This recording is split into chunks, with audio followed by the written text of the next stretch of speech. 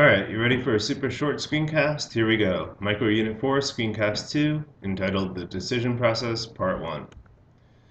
Now, what we're going to go through now is going to be very similar to what we're going to be going through for all the other market models.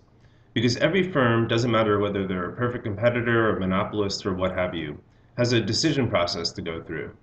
And the decision process is similar in each of the four market models. And so what I'm saying here is that what you're going to learn now is going to be directly applicable to the next two units, so you might as well learn it well now so you don't have to try to relearn it two other times. All right, so let's talk about what the decision process for a firm looks like. We started building the graph for a perfectly competitive firm, and let's talk about how it makes some of its decisions. Every business, whether it's a monopolist, perfect competitor or not, has four questions to answer essentially. The first question is, should I be in this business at all? In other words, should I continue producing or should I just shut down? Should I go out of business? The second question is, well, if I should be in business, what price should I charge for my product? The third question is, what quantity should I produce? And the fourth question is, will I make a profit or a loss, and how much, and how will I know? In this screencast, we're going to cover the first two questions because they're relatively easy, at least for a perfect competitor. Alright, so let's start with the first question. Should I produce or should I shut down, which is an economist's way of saying going out of business? Now, there are essentially two answers to this question. One of them is intuitive and one of them is a little less so. The first answer is that a firm should stay in business as long as it's making an economic profit. Even an economic profit of $0 is alright. Because remember, that let's say that you're making an economic profit of just a penny. If you're making an economic profit of a penny, it means that you're making a penny more than anything else in the world you could possibly be doing. Because remember that when we calculate economic profit, we take total revenue and we subtract total costs. And in that total cost number, we include all costs, all the opportunity costs, including a normal profit, including whatever else in the world you could possibly be doing. So if you have a positive economic profit, it means that you're doing better than anything else in the world you could possibly be doing. If you make an economic profit of $0, it means you're doing equally as well as anything else in the world you could possibly be doing. Alright, secondly, the kind of less intuitive one. You should stay open if you're a business, at least in the short run, even if you're losing money, as long as you're covering at least part of your fixed costs. Now, to understand this, let me take you through a relatively simple example.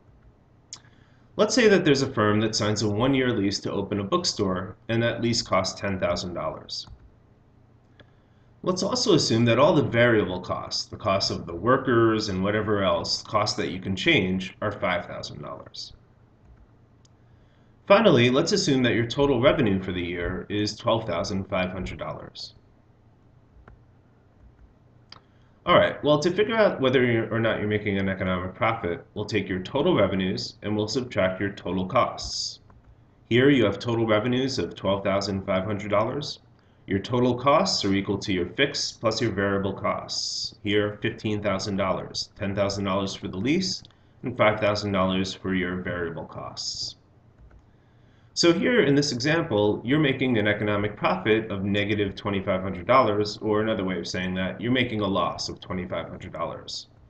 So you might think to yourself, hey, well, that's a loss, right? The bookstore should go out of business, right? Well, not so fast. Because if you think about what would happen if the bookstore did go out of business, if it actually did shut down, it'll start making sense to you that it shouldn't do that, at least not right away. Because remember, a fixed cost is a cost that you have to pay regardless of how much you produce, even if you're producing nothing, even if you've just shut down. If that bookstore goes out of business, they still have this lease, at least for the year, that's going to cost them $10,000. So they essentially have a choice. If they stay open, like we figured out before, they're going to lose $2,500.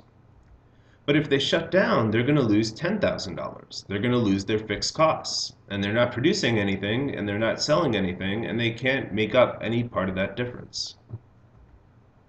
So in this case, this firm should stay open, at least in the short run, at least for a year, because at least it's covering part of its fixed costs. Now, at the end of this year, if things don't change and that lease is over, maybe then it should shut down when it gets to the long run. But for now, at least, even though it's losing money, it makes sense for it to stay open. All right, so a firm should stay open if it's making an economic profit or if it's making a loss, as long as it's covering at least part of its fixed costs. So the second question is, what price should I charge? If I should stay open and produce, what price tag should I put on my product?